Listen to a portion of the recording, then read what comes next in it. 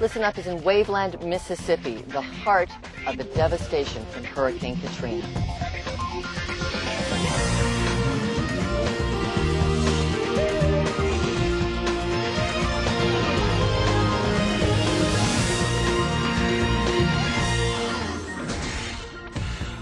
An American tragedy, a drowned city, a billion-dollar blowout on the Gulf Coast.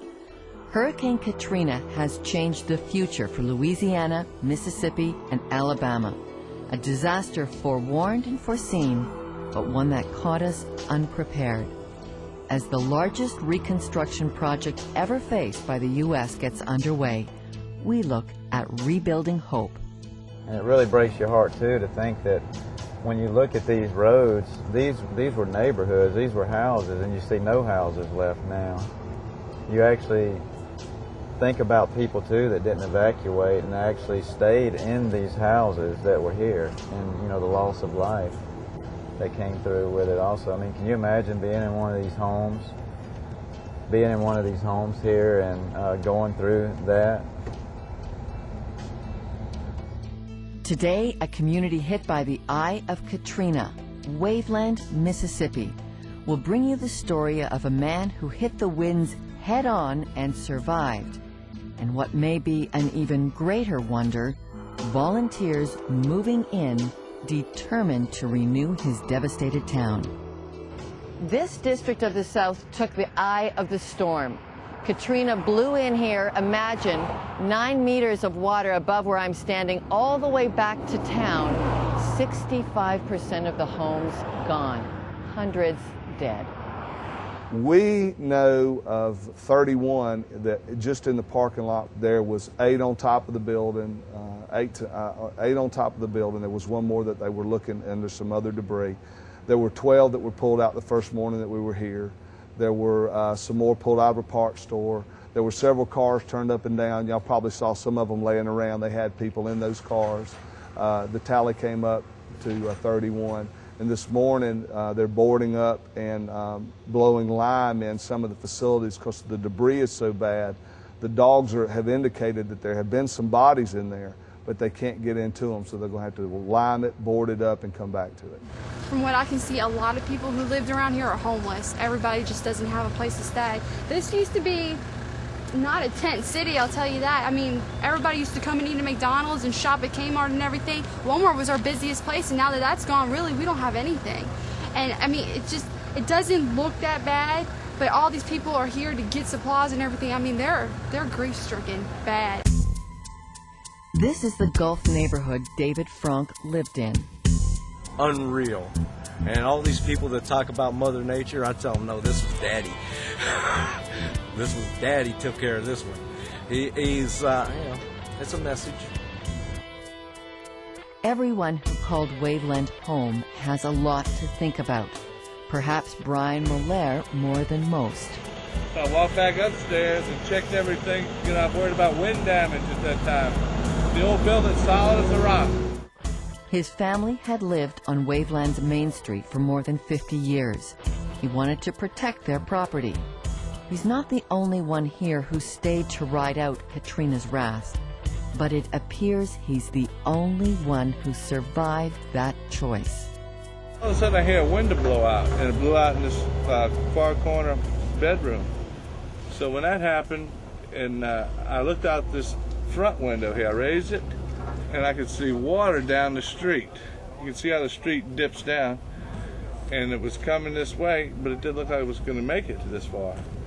So I just go back around, I'm checking everything, make sure everything's secure.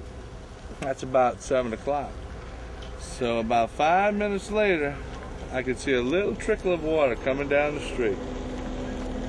10 minutes later, here comes debris, floating by. All of a sudden, the back wall blows out. Debris hits the back wall. I can see the floor starting, the kitchen floor is just flapping because its structure is blown out. So I said, it's not too good. I'm worried about having to repair that. All this is going through my mind. And so I walk back, look out this window. The water's up about 4 feet. So I come out to the stairwell that comes out to the front here, and the water's up to the front door. So I said, this is not good. So I'm just basically looking out all the windows. I know I can't get down. I didn't think it was going to hurt the building at that time. But I'm checking everything. I can see the water's up about 7 feet at this time. And I can hear it downstairs clanging and beating and, you know. So all of a sudden I opened the door up to check the stairwell, and it blew the wall out, blew the stairwell out. And it blew it. This was picture windows all across here, plate glass windows. They collapsed. So I looked down in the stairwell to look in the store, and there was nothing standing but a few columns. And all of a sudden the building was just shaking like this, back and forth, back and forth. And the water's continually rising. All of a sudden I could just feel surge picking me up. So I opened the window that opens onto a little lean-to roof. There was a driveway that separated us from this two-story building. So I know the water's up enough where I can almost swim across to it and take refuge there. At that moment, I opened this window, got out, and took about 3 steps, and the building collapsed into this building. You can see these walls, it just collapsed. And as that did, it just kind of threw me into the backyard instead of throwing me into the building. So I got my little dog in my arm, a little chihuahua, and I got him in my arms. All of a sudden something floated by, and I put him on a little table, and I'm just holding him like this as we're coming through the backyard, through this lot right here. It's an empty lot. And as I got to where these machines were, I looked up and this building was collapsing behind me. So, I mean, I just missed me. This building just missed me. All the stuff, all the homes started piling up that way earlier. There was just a wall of debris, houses, limbs, trees. So I know I'm going to be pushed into that because I'm just taking me that way. So little dog and me, I'm trying to figure out what I'm going to do. I don't know what I'm going to do at that point. So something told me to look behind me to make sure that nothing else is going to come and pin me. So as I did that, all I could see was just a wall of water. I mean, it was higher than the treetops here. Brian survived Katrina's 30-foot upsurge. I grabbed some of those limbs and pulled myself away from it. I was way up on the top of these trees and kind of made my way back through this way, where there was all the debris was over this way. And I'm paddling with my little dog in my hand. You know, every time we came to a treetop, we would get caught in limbs. So we were just kind of stumbling over those and whatever. Incredibly, within 4 hours, the storm surge was down, and Brian was walking on dry land where once had been his house. This is Rocky. He and I swam out together. He doesn't like the heat too much. But this little dog was on my shoulder the whole time like this, calm as he could be. You know, he knew better. He knew he had to survive. Brian then set out on foot to follow the rail track, 4 miles up to where he had evacuated his mother to Bay St. Louis. To make a long story short, she didn't make it. She drowned. She was 80 years old. I guess she didn't want to be a burden on them, so she said, just leave me here. You know, I'm too old. And they told me that one of their dogs, they had 3 dogs, 2 of them swam with them and 1 stayed by my mother's side and decided to stay with my mother. So I just try to keep busy helping other people right now. I really don't stop the thing. I might go crazy. I don't know. Lost everything. I lost my home, my mother's, my brothers and sisters lost everything. I mean, we have nothing left. Nothing. I mean, that's all we have is memories. You know, but we have good friends. Come to our aid. People all over the United States seem to come and help. But, you know, I just take it in little doses. I can't. It's too overwhelming to really stop and think about it. I haven't even been down looking at anything. I just came back when I found out my mother was gone. And that's about it. We'll get together, and when we bury my mother, that's probably when it hit me the hardest. Because I lived here with her, taking care of her you know, and every night it hits me.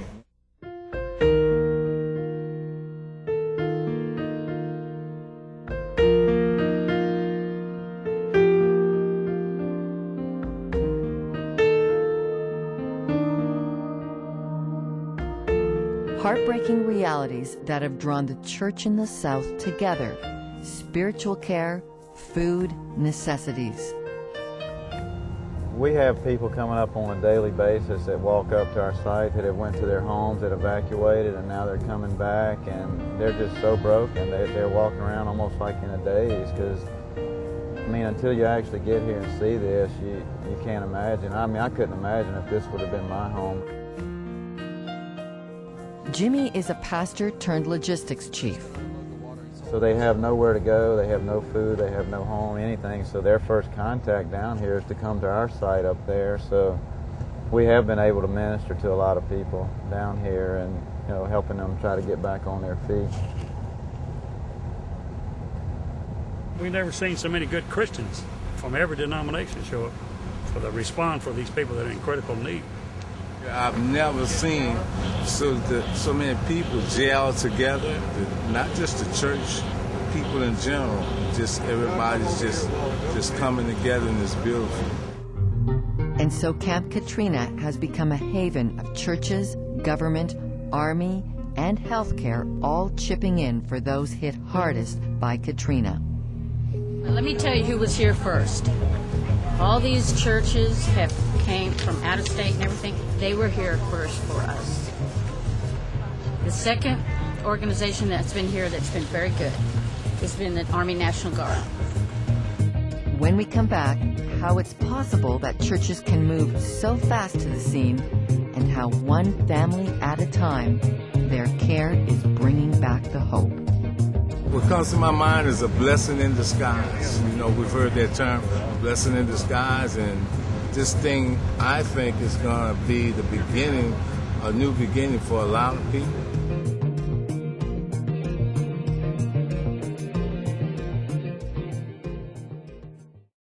Hurricane Katrina is the disaster that has showed America just how fragile its support structures can be. And now desperate people are reaching for resources they never realized could be mobilized. How do you feel? Not good. Not good. It's terrible. I think about our life of stuff we had, and it's just all gone. It's just, I don't know. It's not good. We can walk back here. This was our living room right there. I see a lot of our stuff went over there. This was like furniture I had under our carport right there. And this was the living room right here in a carport.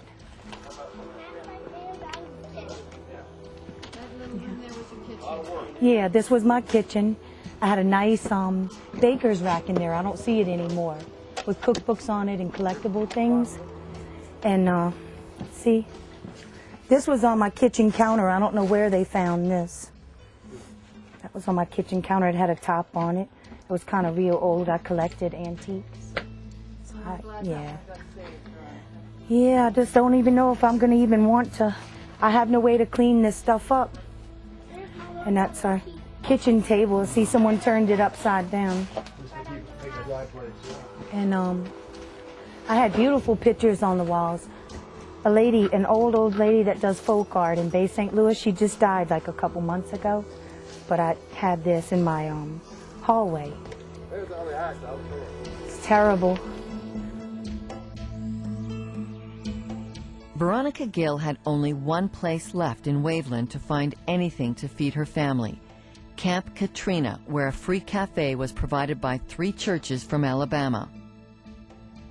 Love Your Neighbor is moving into place, even though the neighborhood coming to help is from a state away.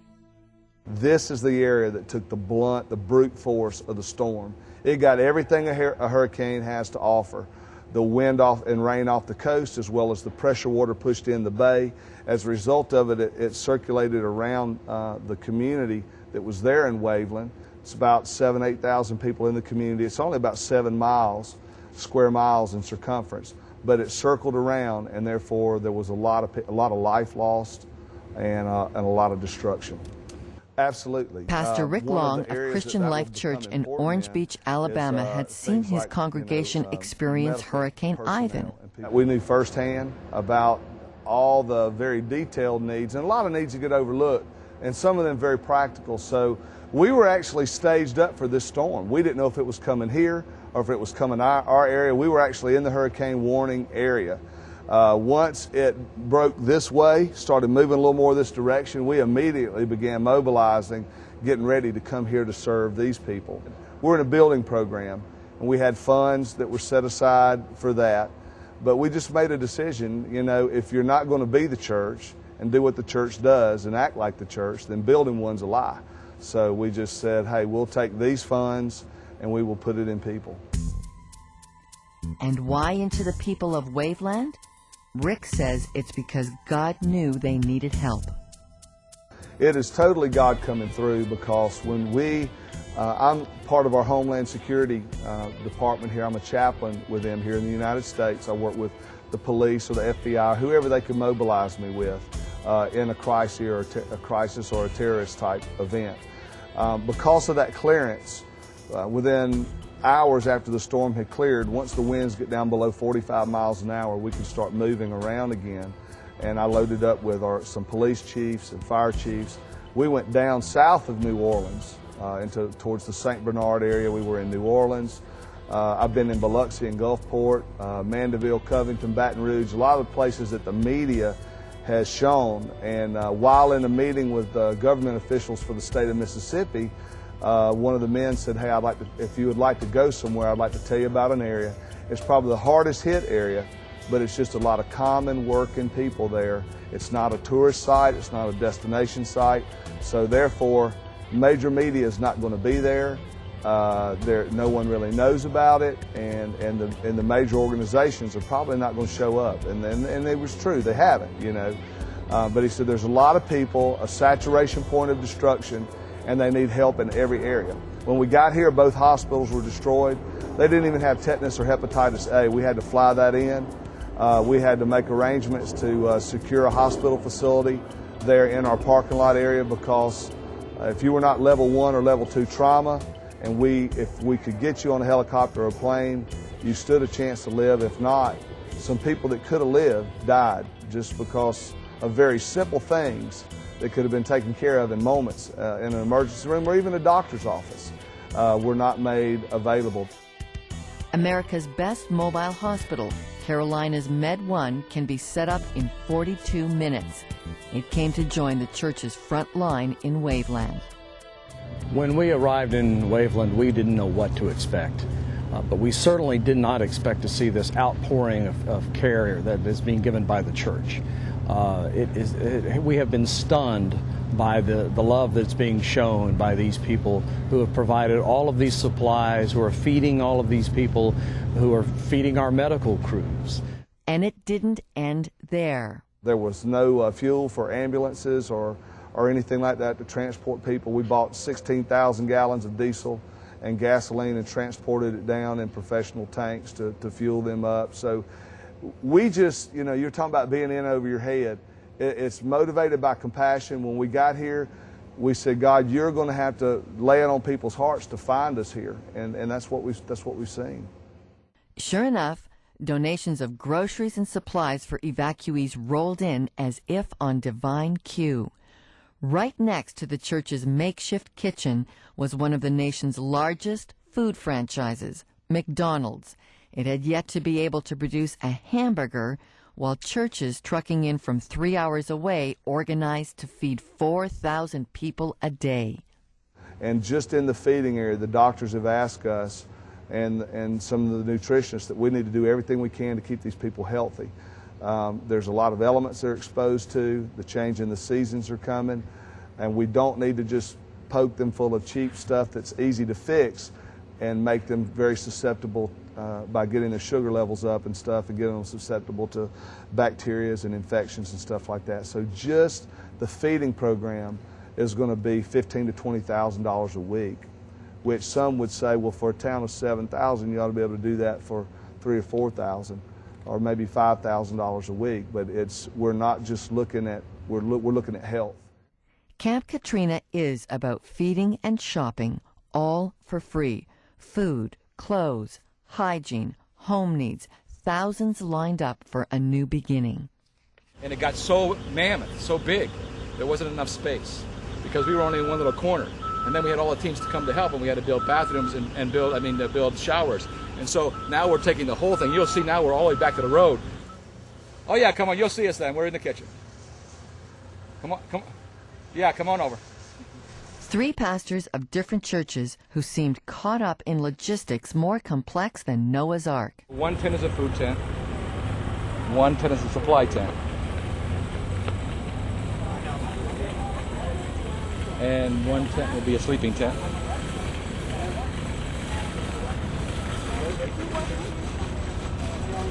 And one will be a ministry tent.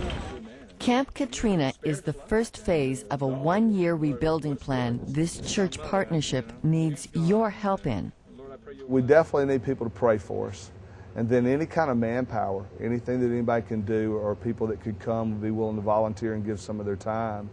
Waveland is a unique situation, and it presents an interesting opportunity here. The people here are good people. They're resilient people. They don't want a handout. They just need a hand to get back on their feet. When I first got here, one of the things that really broke my heart is I was in a meeting and the comment was made, this is the kind of place that might not make it back because there's not the attention of developers to build vacation places. There's just a lot of strikes against them. But this area, as I pulled the demographics, no murders last year, no rapes last year. The year before, no murders, no rapes. Economically, they take care of themselves. It's a really neat community, and it's a shame to see something like that dissolved away. And so our prayer is we want to do everything that we can to help them reestablish. We've looked at ways to stimulate the economy. I have a meeting tomorrow with some businessmen who I'm trying to get to sponsor teams of 40 to 50 men at a decent, or women, at a decent wage for a month at a time, so that we can put a little money in their hands and as they work in their own community and area and try to keep this place stimulated and alive. There's of course, with every disaster, cash is king. You can get so much more done when you have the financial resources. Coordinating volunteers and praying in donations to their Gulf Coast Disaster Relief Fund, 3 churches are spending over $10,000 a day and giving their best energies to help neighbors they'd never even met. These people are going through the grief cycle. Many of them lost loved ones, and many of them are grieving their dreams, their future, their family, their legacy. A lot's gone here. So along with the hunt for generators, chainsaws, and work crews, Rick is looking for professional medical and counseling teams to help the rebuilding. We really want to see them not just physically get rebuilt, although that's a passion of ours, but we want to see them get beyond this and then one day stand as a city that can go to another area and say, you know what, you can make it back. We made it back, and we want to help someone else. So we're hoping that it will ripple on out. When we return, how the help is desperately needed, one family at a time. I want to save it, but I have no way of cleaning it up.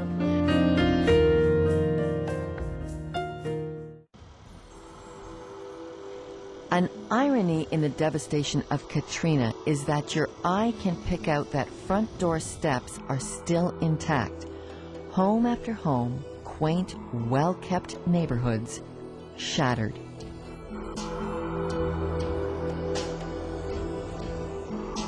And what tens of families are grappling with is they're homeless. This is Waveland, Mississippi. Almost all the homes are gone. Do you want where? What happened here? Come on. This is Veronica Gill and her little girl Gabrielle on their front step. The neighbor's house has landed in their yard. When we first met the Gills, Veronica and Greg, their children David, Alex, Gabrielle, and little Gregory were sleeping on the pavement at Kmart. Yeah, I found this room up in that trash. Yeah. I'm going to try to sweep up a little Well, bit. you got her cleaned up good. When Pastor Don Young discovered they needed help, he swung us into action to start gathering supplies to get the Gill family what was needed. Mattresses, sleeping bags, and we got gas for your car. Soon, 2 churches have been found to offer them a new home to relocate to and a chance to get the kids back in school. Confused by the rush of choices, fearful of leaving the community that held their demolished home, Veronica would need time to sort out her future. Don, what are you discovering about God down here? I'm discovering that He's all sufficient to meet every need. When we first got here, it was so immense and so powerful, the task, and we knew that no church could do it, no human could do it. God had to do it, and that there was no hesitation there. It was so big, and so God has just been supplying above and beyond that which we could ask or think. And you know, we say that verse kind of tritely, you know, God will do that. Well, we're seeing Him do it. You know what we saw happen with Veronica in the course of, like, I guess I saw her first at about 5:30 this morning. Yes. It's almost lunchtime today. Yeah. She's been offered a church home to relocate to. Her truck is full, her van is full of, well, tell me, what's all gone in there? Well, we've got tent, we have sleeping bags, we got mats to sleep on. She's got gas for her car. Little money in her wallet. Yeah, so all those things in 5 hours. And so I don't know where it's going to end, but I know that people will respond. God will put it on their hearts, and they will take people in their homes. They will supply. It will happen here. And so you just have to give them hope. You can't let them fall back. And it's so easy to look around the circumstances and say, it's not going to happen. And then you have to just come along and hug them and not give them, you know, little slogans and not make these huge promises, but just hug them and love them and say, God will supply. Trust Him, and He will. And that's enough for the moment, because God will, and they see it. And then we bring other people who say, this family here was cared for. When you start getting testimonies of this family, it does build credibility in the hope you've been put in them. All right, so patience is good. Yes. Prayer is good. Yes. And to seeing the power of God work on a daily basis, it happens day by day. Right, hour by it changes every moment. Okay, everybody watching wants to help. Yeah. I think cash is king down here. Without question right now. Cash is king. Let's donate to the Gulf Disaster Relief Fund. And every single cent will go to these people. Every single, nothing stays in administration. Make a difference for Hurricane Katrina's victims. These are evacuees who just need our help. You know, as one pastor said, they don't need a handout, they need a hand. They really do need a hand. All right, on location in the heart of Katrina's disaster, it's Listen Up TV with Pastor Don Young, who we're partnering with. Come make a difference with us for a better day tomorrow for the victims of Hurricane Katrina.